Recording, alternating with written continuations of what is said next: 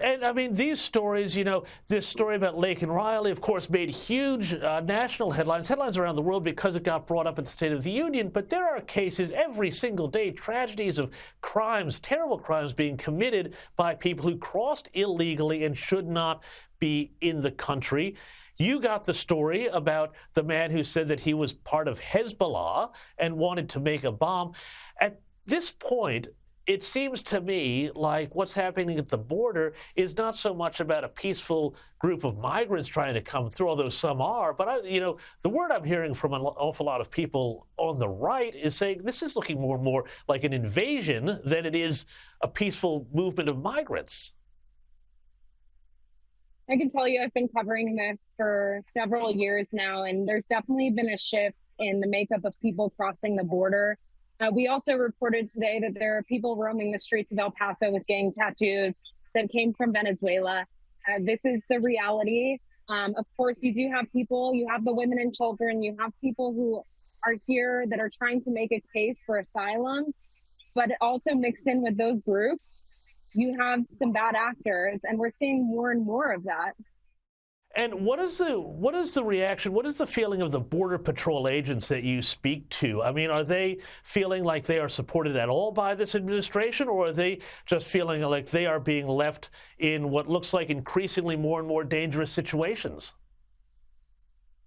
The Border Patrol agents that I talk to are absolutely devastated by this. It has taken a huge toll on not only their morale at work, but in their entire life. It affects their family life. It affects their ability to just do normal things, to sleep without having nightmares, to be able to have normal conversations and be part of normal life, have birthday parties for the kids without thinking about these things. That's the reality. And they go to work every day and they feel complicit in human smuggling. And that's what they tell me. They tell me that they feel like this administration does not have their back.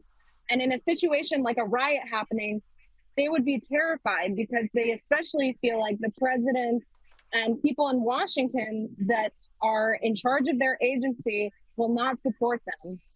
And I mean, we saw this shockingly earlier, I think it was last year, when the Biden administration accused Border Patrol agents of using whips and riding horses to attack migrants, and that turned out to be a completely not true story. But just on Texas, too, I want to ask you, what is the latest with the Supreme Court and their ruling to allow Texas to, imagine this, enforce a law allowing police to arrest migrants suspected of crossing illegally? I mean, it seems like logic to, I think, most viewers, but what does this actually happen? Because it keeps bouncing back and forth between the courts. Exactly. It feels like whiplash at this point, and we are seeing this bounce back and forth in the courts, which in some ways are saying that the federal government has the power of immigration authority, and that's why Texas Governor Abbott cannot enforce this. And then you have, of course, the Supreme Court going back on that, saying, you know what, go ahead. Well, in the same vein, you had a Fifth Circuit Court hours after this was to go into effect saying, you know what, we're not going to allow this right now. So it really hasn't gone into effect at all here. It doesn't seem to be deterring any people from coming, of course. Maybe it's showing that the confusion is allowing people to come. Maybe they're trying to get in under the wire. It sure seems like there's a renewed surge here with the springtime coming. And so that's kind of the situation here, is that this stands in legal limbo and is allowing migrants to run rampant across the border.